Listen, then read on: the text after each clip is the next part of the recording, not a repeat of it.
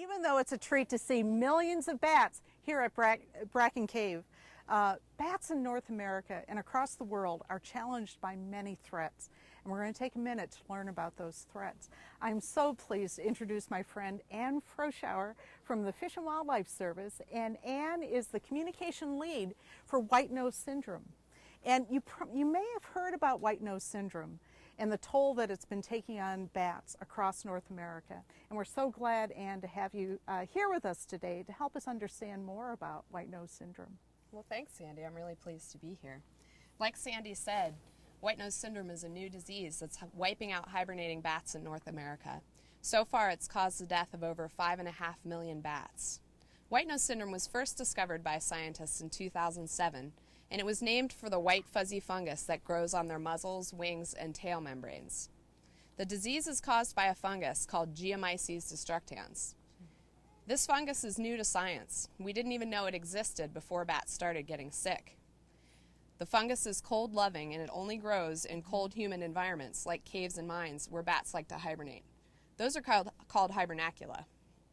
When bats go into hibernation, their body temperatures drop to about 55 degrees Fahrenheit, which is perfect for the fungus to grow. So, fortunately for us, that means that this disease is not a threat to humans, pets, or livestock. Our body temperatures are just too warm for the fungus to grow. It won't grow over about 70 degrees Fahrenheit. So what the fungus does is it grows on the bat's wings, tail membranes, and muzzles. It grows down into the living tissue when they're hibernating, and it actually causes the bats to wake up, burn through their fat reserves that they need for the winter.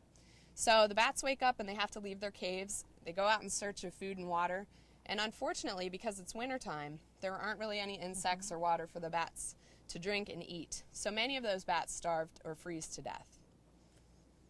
The death rates are really high when it comes to WhiteNose Syndrome. Once it gets into a hibernacula, a lot of the bats die. In the Northeast, we've actually documented up to 100% mortality rates in some sites. So far, 7 kinds of bats have this disease. Out of the 46 species in the United States, 26 species hibernate. So all 26 of those bat species are potentially at risk from the disease. Now, we know bats can spread the disease to other bats, but we also think that it might be possible for people to spread the fungus that causes the disease. So scientists have actually done some work swabbing people's footwear and gear and clothing when they come out of caves and mines that have WhiteNose Syndrome. And we've found some of those spores of the fungus clinging to our shoes and our footwear and gear. So it's really important for scientists and cave explorers to decontaminate our clothing, our footwear, and our gear to reduce the risk of us accidentally transporting the fungus to a new site. We could probably move the fungus a lot further, a lot more quickly than bats could. If you hopped on an airplane here today in Texas and flew to Seattle, that's a lot further than a bat is going to move in a very short period of time. We've learned a lot about WhiteNose Syndrome in just the last couple of years. Since the disease was discovered in 2007, there's been a really great effort to research how the disease behaves and how it kills bats. We've recently discovered, for example, that the disease probably came from Europe, where the bats don't seem to be affected in the same way our bats do here. Although they developed the disease, they don't have mortality rates similar to our bats in North America. So we're studying those bats to learn how we might be able to help North American bats fight the disease.